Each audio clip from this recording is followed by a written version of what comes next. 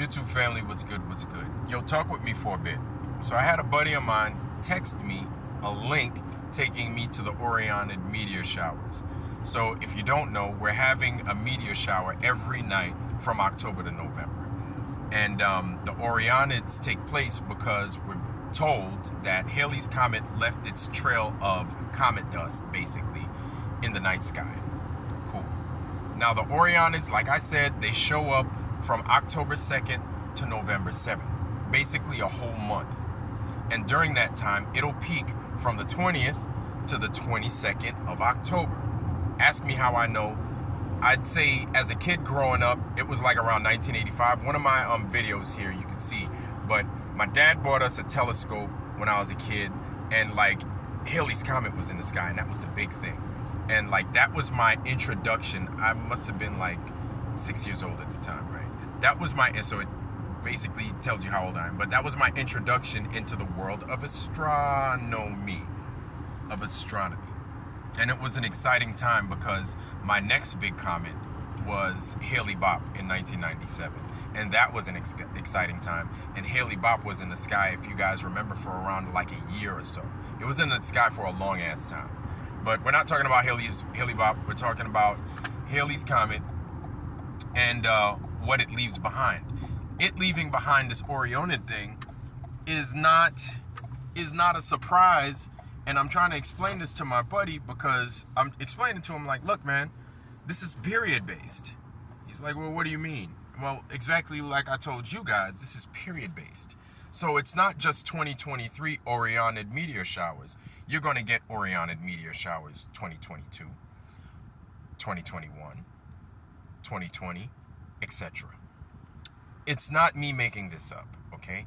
That's just the world. That's just the way this world is. And so what I did was I told him, because he thinks I'm an idiot, which is fine, but I told him, hey man, you might want to read Genesis. He's like, huh? Or you're going to have to open up the scriptures, bro. And he started getting a little mad and shifty and stuff, like he's a vampire and I'm trying to send him to church. I'm like, bro, just open up the scriptures, open up the good book in Genesis. That's the first chapter of the Bible, man. Like, don't be scared, just read. I know he don't read the Bible. Now I'm starting to debate whether he likes to read at all. And I'm not trying to talk crap about him, but I mean, this is just an example of this world, this country at large. Like, just read it, man. Read it for what it is. Like, it won't hurt.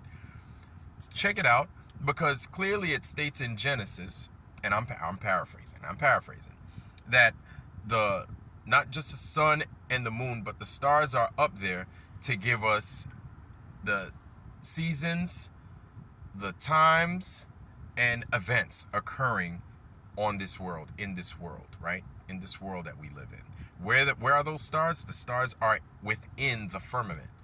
They are within the firmament. And the sun and the moon, David Weiss states it quite eloquently, right? A lot better than I ever could. Sun and the moon work as the hour and the minute hand on a clock. Every time device that we have is based off of how the sky operates. One of the first ones ever made, as far as what I think I might know, is the plate with the big old shark's fin in it.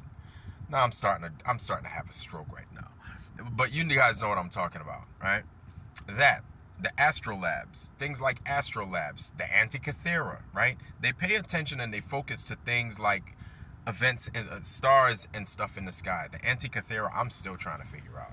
Like, I'm still trying to figure that out. Either way, the signs of the times, they're in the sky. There's a reason why people like Oprah, Bill Gates, Warren Buffett, and these super wealthy people, they rely on astrologers, not astronomers, for things to come, right?